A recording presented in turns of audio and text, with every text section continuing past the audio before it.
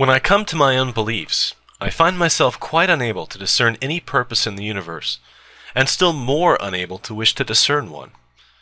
Those who imagine that the course of cosmic evolution is slowly leading up to some consummation pleasing to the Creator are logically committed, though they usually fail to realize this, to the view that the Creator is not omnipotent, or if he were omnipotent, he would decree the end without troubling about means. I do not myself perceive any consummation toward which the universe is tending. According to the physicists, energy will be gradually more evenly distributed, and as it becomes more evenly distributed, it will become more useless. Gradually, everything that we find interesting or pleasant, such as life and light, will disappear. So at least they assure us. The cosmos is like a theater in which just once a play is performed, but after the curtain falls, the theater is left cold and empty until it sinks in ruins. I do not mean to assert with any positiveness that this is the case. That would be to assume more knowledge than we possess. I say only that it is what is probable on present evidence.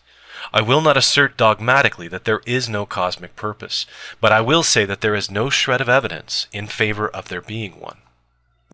I will say further that if there be a purpose, and if this purpose is that of an omnipotent Creator, then that Creator, so far from being loving and kind, as we are told, must be of a degree of wickedness scarcely conceivable.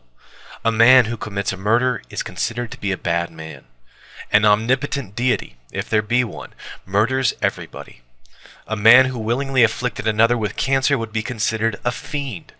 But the Creator, if he exists, afflicts many thousands every year with this dreadful disease. A man who, having the knowledge and power required to make his children good, chose instead to make them bad, would be viewed with execration. But God, if he exists, makes this choice in the case of very many of his children. The whole conception of an omnipotent God whom it is impious to criticize could only have arisen under Oriental despotisms, where sovereigns, in spite of capricious cruelties, continued to enjoy the adulation of their slaves. It is the psychology appropriate to this outmoded political system which belatedly survives in Orthodox theology. Many Orthodox people speak as though it were the business of skeptics to disprove received dogmas, rather than of dogmatists to prove them. This is of course a mistake. If I were to suggest that between the Earth and Mars there is a china teapot, revolving about the Sun in an elliptical orbit, nobody would be able to disprove my assertion, provided I were careful to add that the teapot is too small to be revealed, even by our most powerful telescopes. But if I were to go on to say that, since my assertion cannot be disproved, it is intolerable presumption on the part of human reason to doubt it, I should rightly be thought to be talking nonsense. If, however, the existence of such a teapot were affirmed in ancient books, taught as the sacred truth every Sunday, and instilled into the minds of children at school, hesitation to believe in its existence would become a mark of eccentricity, and entitle the doubter to the attentions of the psychiatrist in an enlightened age, or of the inquisitor in an earlier time. It is customary to suppose that, if a belief is widespread, there must be something reasonable about it. I do not think this view can be held by anyone who has studied history.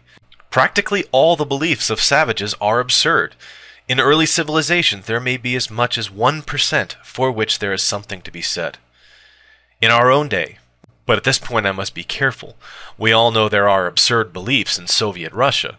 If we are Protestants, we know that there are absurd beliefs among Catholics. If we are Catholics, we know there are absurd beliefs among Protestants. If we are conservatives, we are amazed by the superstitions to be found in the Labour Party. If we are socialists, we are aghast at the credulity of conservatives. I do not know, dear reader, what your beliefs may be, but whatever they may be, you must concede that 9/10 of the beliefs of 9/10 of mankind are totally irrational. The beliefs in question are, of course, those which you do not hold. I cannot therefore think it presumptuous to doubt something which has been long held to be true, especially when this opinion has only prevailed in certain geographical regions, as in the case with all theological opinions. My conclusion is that there is no reason to believe any of the dogmas of traditional theology, and further, that there is no reason to wish that they were true. Man, in so far as he is not subject to natural forces, is free to work out his own destiny. The responsibility is his, and so is the opportunity. Thanks for watching. Every cell of each plant and animal contains genetic information coded onto the DNA molecule. The